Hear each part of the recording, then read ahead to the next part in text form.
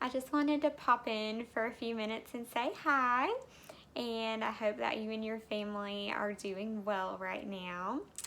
And I wanted to do kind of a follow-up video on when we talked about anxiety a couple of weeks ago. I got some feedback from that, and I wanted to kind of do a follow-up to talk to just parents and to kind of help you with some further ideas about that. And then at the same time, I've been hearing a lot about how school is ending and some kids at least are having a really tough time with that, with realizing that the school year's over. They didn't get to say goodbye in the way that they would have liked to. They're really missing their friends, and they're realizing that they're not going to see their friends again before next school year, or maybe not at all if they're moving on to middle school next year. So I wanted to just kind of give you guys some encouragement about helping your kids through this time of this very strange season that we're in. And a lot of kids are having some really big emotions right now. Lots of big feelings, whether that's anxiety or sadness, grief, disappointment, maybe all of them. I know as an adult, I feel like I've maybe felt all of those at once. So I just wanted to give you guys some encouragement about that. So my first encouragement would be to realize that behavior changes don't just happen for no reason. So you might be seeing some different behaviors in your child right now. When I've seen children and families in a therapy setting, sometimes parents would bring their children in and they would say, well, they were doing fine and then their behavior just changed out of nowhere. And we would kind of gently say, well, behavior changes don't just happen for no reason, right? It might be something insignificant or seemingly insignificant to the parent. Maybe they painted their bedroom or rearranged their furniture, and for some reason that just did not sit well with their child, or maybe there was something developmentally going on with that child that was causing some changes. But behavior changes don't just happen, right? They happen for a reason, and a lot of times children have behavior changes because of emotions that are underlying that. And children, a lot of times, they have a hard time expressing those emotions. Sometimes we as adults have a hard time expressing our emotions, right? But children a lot of times have a hard time recognizing those emotions. Sometimes they aren't really tuned in to what's going on in their hearts and minds. And as adults, as parents, we can help them tune into what's going on inside and help them to express that. Because if not, a lot of times it just comes out in behavior, because that's the only thing that their brain and body really knows what to do with it. So my next encouragement is if you notice some behavior changes in your child, or some mood changes, or maybe you don't notice any changes. Maybe your child seems like they're, going along how they normally would. I would still encourage you to carve out some time right now to really check in with your child.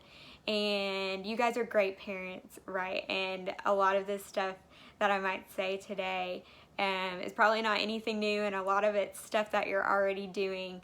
But sometimes it helps me to really kind of list things and kind of compile it all together. So I hope that's what this is for you, and not just a repetition of all the great things you're already doing. But I would really encourage you guys to carve out some time to check in with your child right now and really talk to them and listen to what's going on. With that, I would recommend that you do something with your child.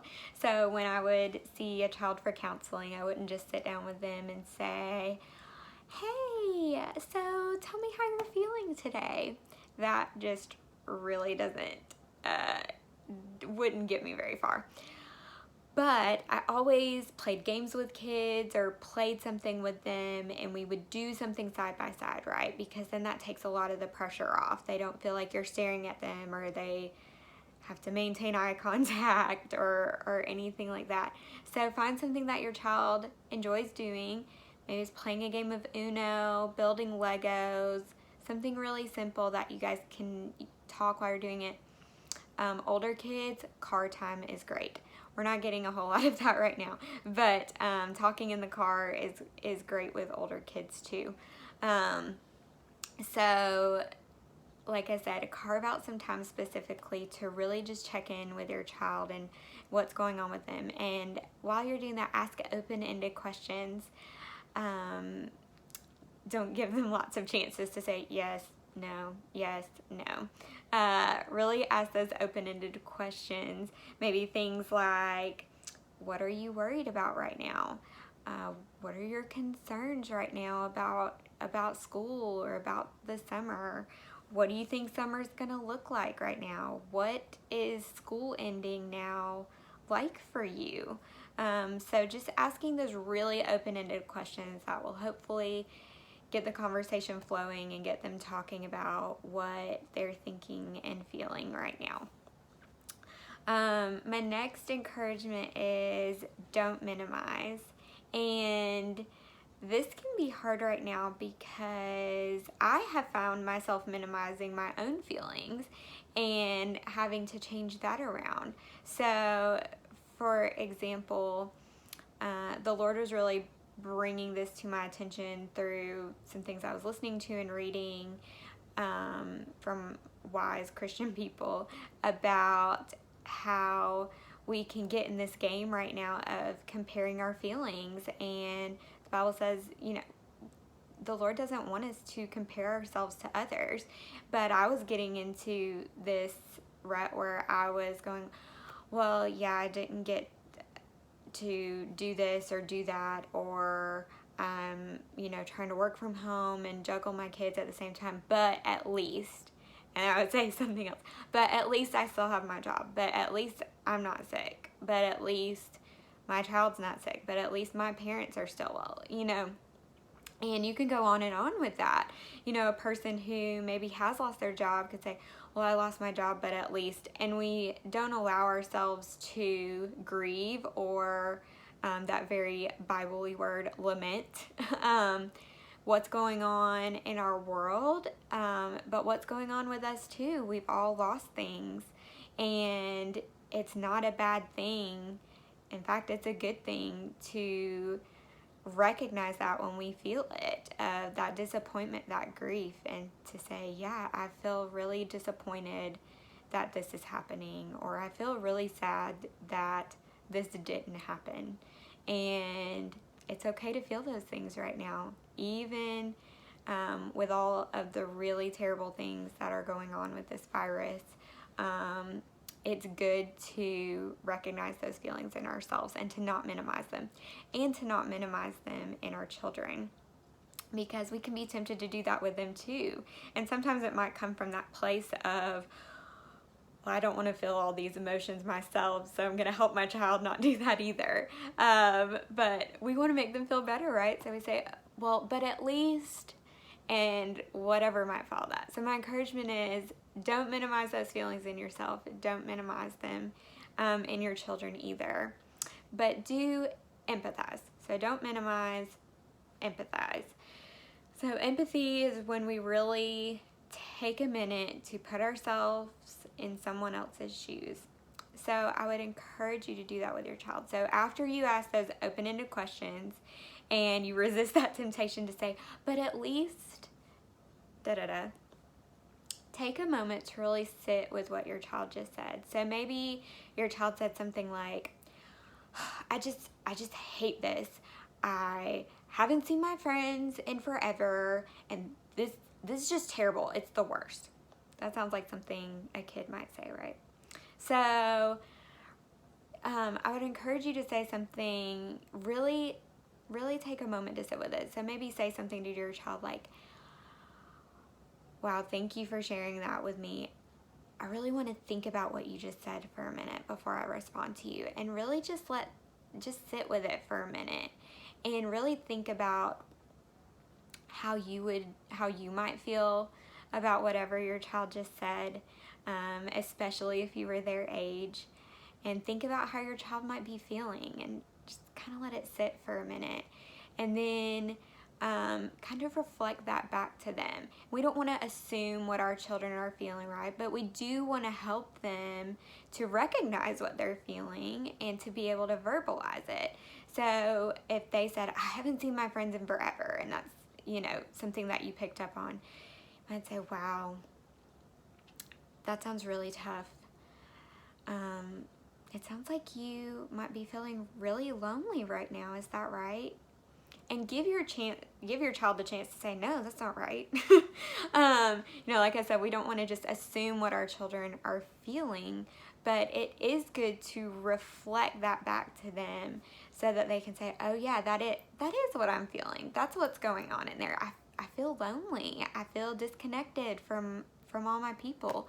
And for them to be able to say, yeah, I am feeling really lonely, or no, I'm not lonely, I'm mad.